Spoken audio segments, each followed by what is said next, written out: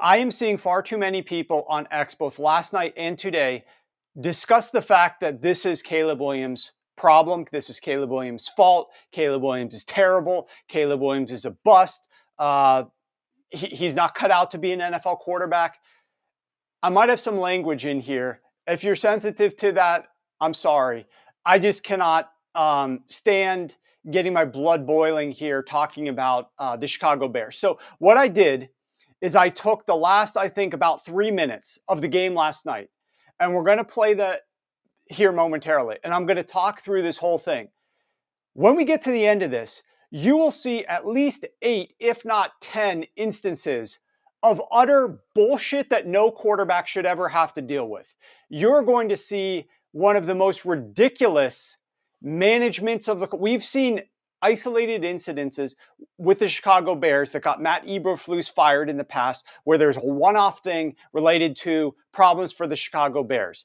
This is rampant, and this is throughout the entirety of the play calling. This is organizationally, they don't know what they're doing. This is their coaching staff. This is their play calling. This is Thomas Brown, who is way out of his depth. I have no idea why anybody who saw what he did with Bryce Young in the 2023 football season, because he was elevated to call plays for 3 weeks when everybody was yelling about how bad Frank Reich was with the Carolina Panthers. They elevated Thomas Brown to call plays for a few weeks, and he was so bad that they had to bench him from calling plays. And all of a sudden, now he's the play caller for a rookie #1 overall pick after what he did with Bryce Young last year. I think people need to go back and watch what he did last year. People who were applauding him being elevated after Shane Waldron, I don't think those people watched closely enough with what he did. He might come from a decent tree. He has no idea what he's doing, especially with running an offense. So let's just play it, and I might throw a few pauses in here. My producer's going to pick up on it. Let's walk through this game. Go ahead and bring up the tape. Okay, let's pause it right here and set the stage. All right, we are at 3 minutes and 37 seconds left in the game. The Chicago Bears have a 2nd and 2, and they are at, I think it's like their own 40-yard line. All right, what are we playing for here? In an ideal world, we want to matriculate the ball down the field and score a game-winning touchdown, a walk-off game-winning touchdown. Now, as you can see, the Chicago Bears have only 3 points. That means they have not been able to matriculate the ball down the field. It might be wishful thinking to think that the Chicago Bears are going to go all the way down, get to the goal line, and score a touchdown with no time left on the clock, right? So at the bare minimum, no pun intended, they got to get into field goal range. Our sole goal with this next 3:37 is at least get into field goal range. If we can get a touchdown to win the game, that's gravy. We want to get the touchdown to win the game. But at a minimum, we need to get into field goal range, right? We have all 3 of our timeouts left, plus the 2-minute warning, and we're trying to get into field goal range. So they throw this screen pass over here to DJ Moore. Let's play it. Sorry, that's not DJ Moore, that's Keenan Allen.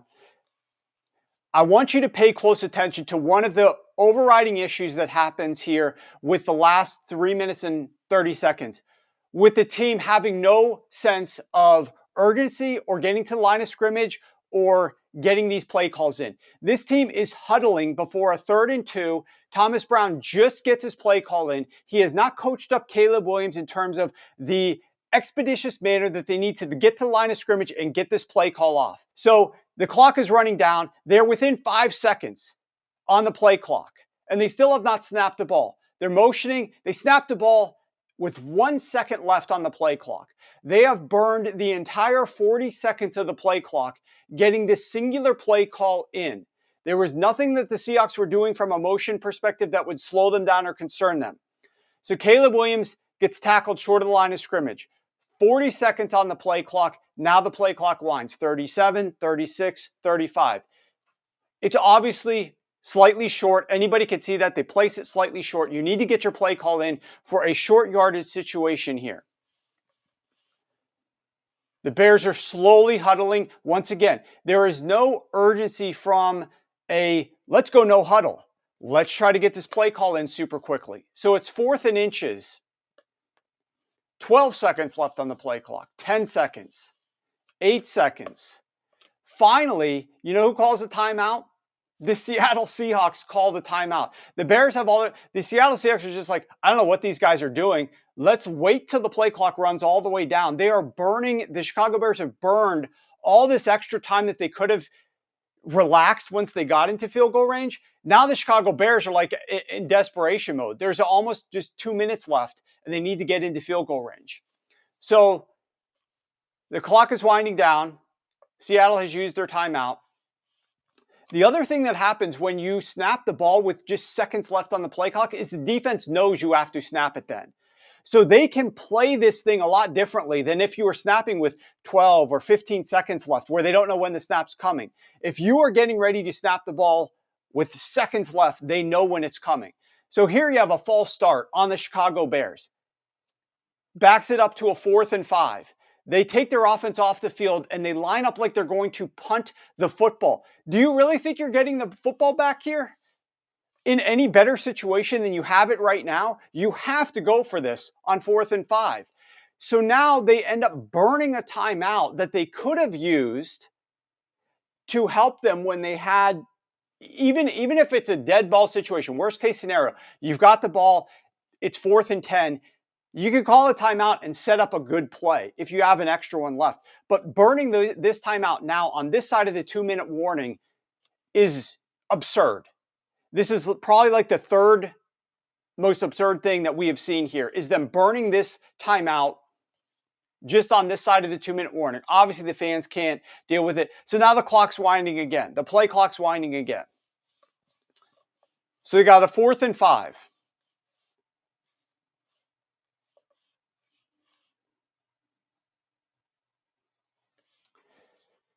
The rush is on him, and Caleb Williams has to do something magical. He completes this ball to DJ Moore, and all of a sudden, with 2:06 left, that switched the whole thought process here. Now the Bears have some life again.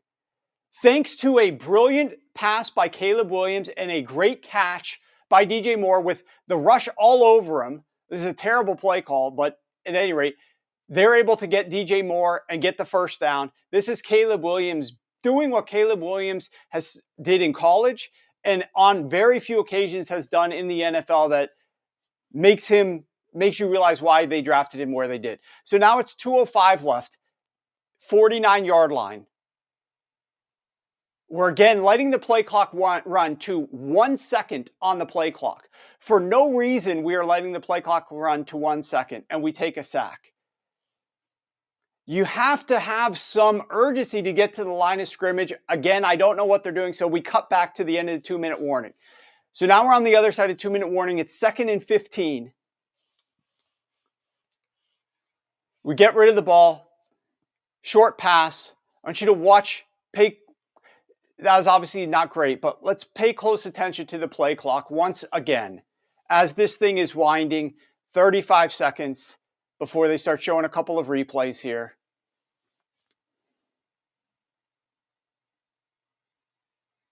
"26 seconds. Caleb wants the play call to come in. He finally gets the play call in. They're still in their huddle with under 20 seconds left on the play clock. The game clock is down to 1:25.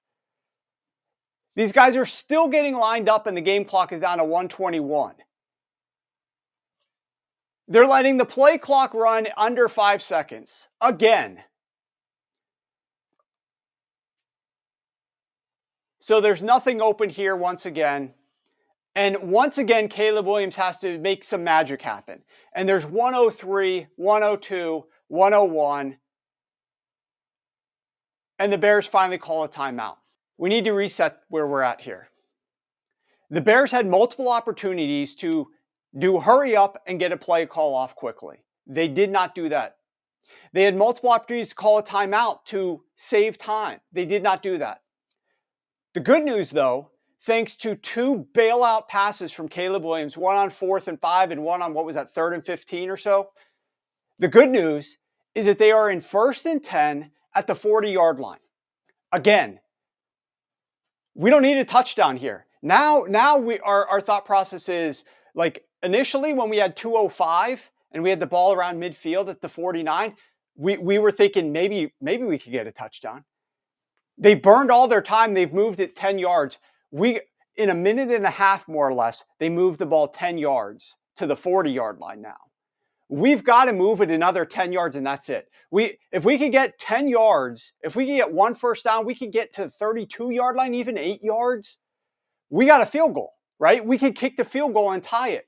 First things first, we got to get a field goal here. We got to get into field goal range. We can't get greedy to score a touchdown. Just get into field goal range. If you got enough time, once you're at the 25-yard line, 22-yard line, take an end zone shot or two. You got time.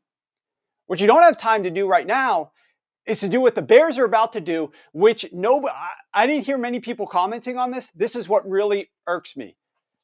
The timeout was stupid, several plays ago where they burned their first timeout.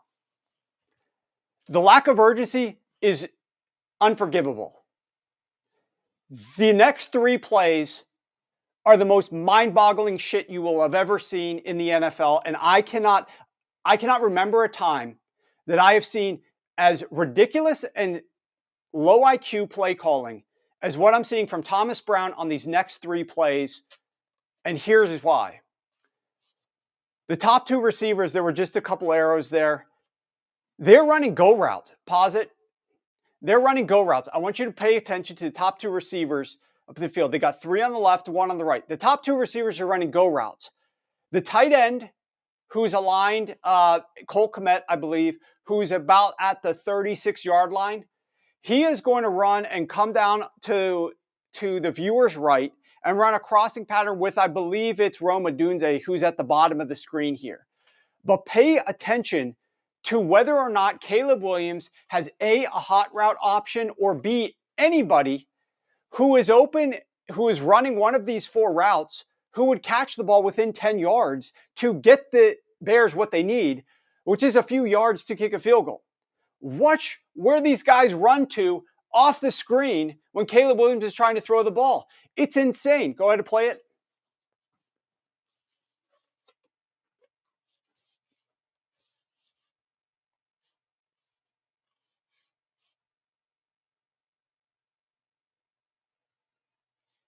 Everybody's off the screen. You look at this. Do you see anybody within 10 yards here? Anybody to catch one of these balls that he might be throwing to?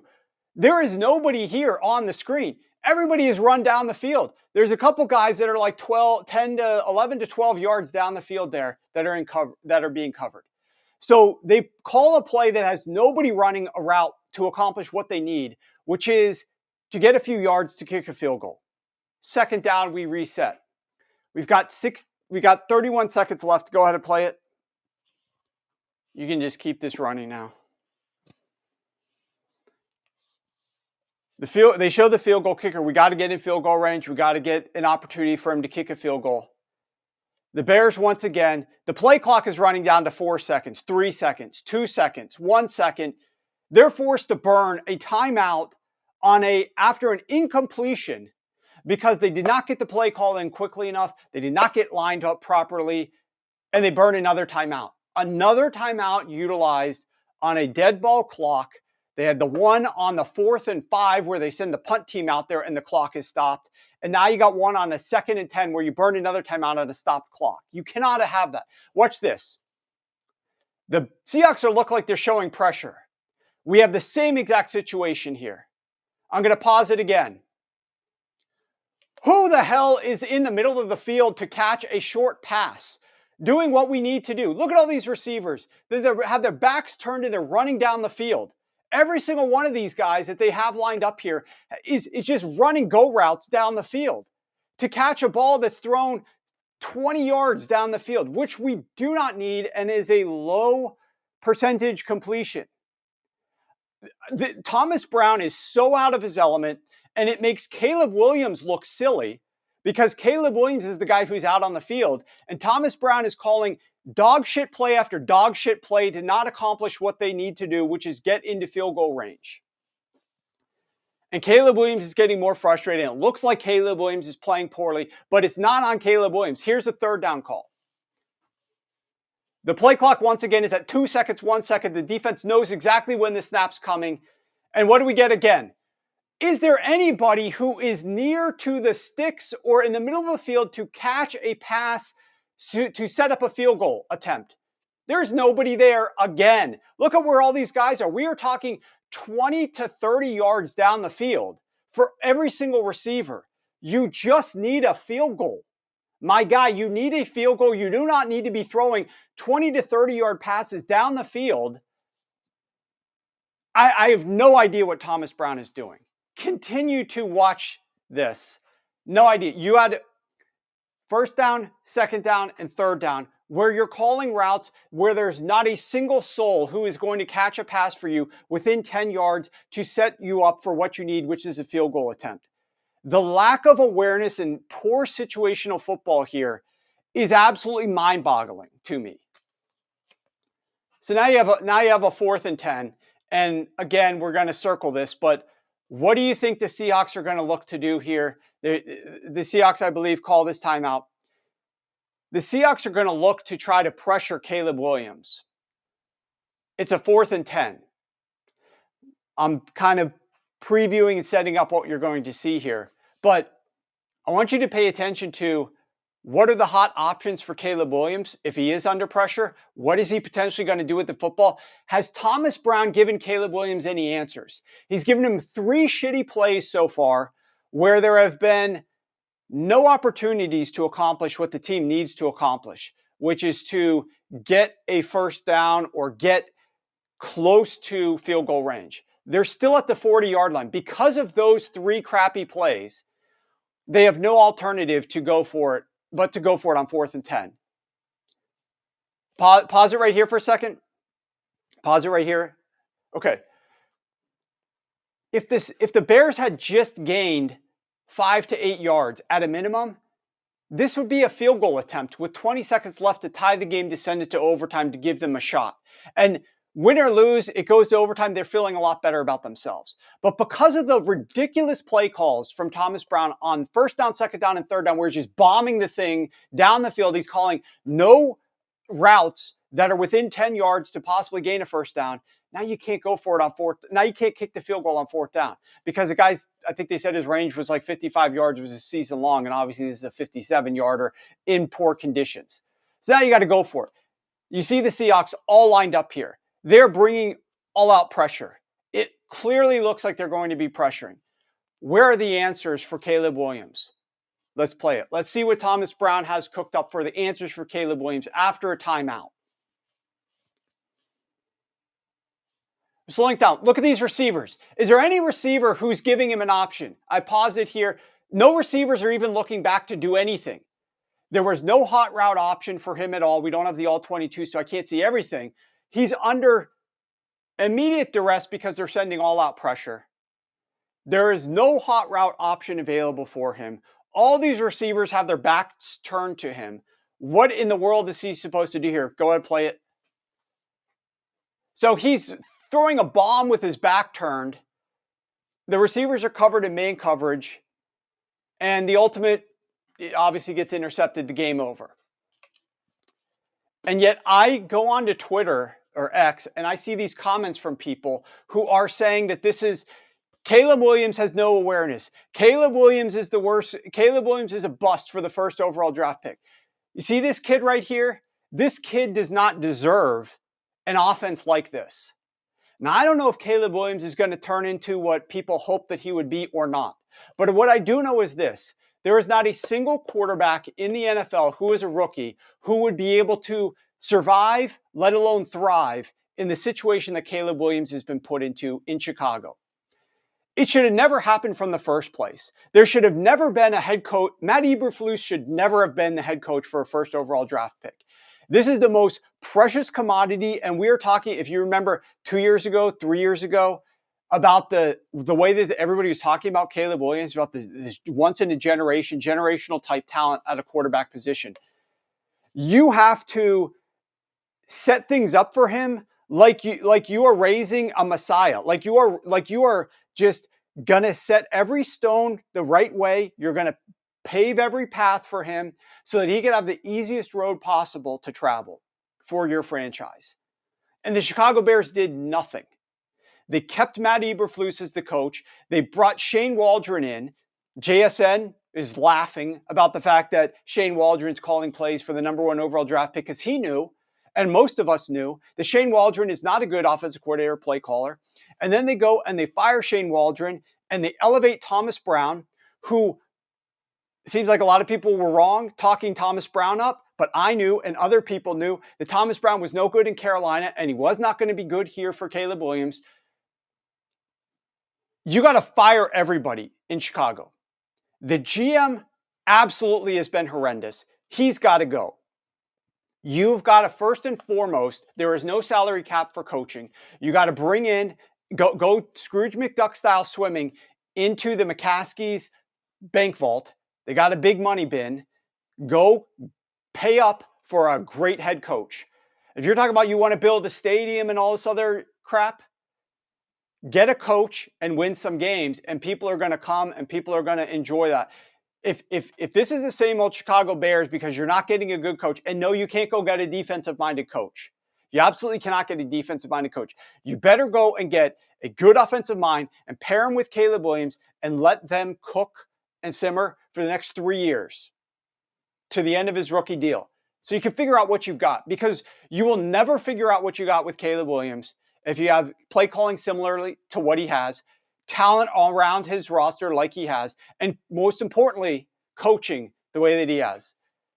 You're just never going to find out what you've got with Caleb Williams. So I am done. If anybody is critical about Caleb Williams after this season, you know, good luck to you, because I don't think you're right. You can nitpick here and there, and I will as well in the offseason. I'll break down some of the things that he did well and he did poorly. But you have to keep in mind the situation that he's played in is one of the most illogical organizational situations that I can recall seeing for a number 1 overall pick. Most teams stink that have the number 1 overall pick for a reason. This was pathetic.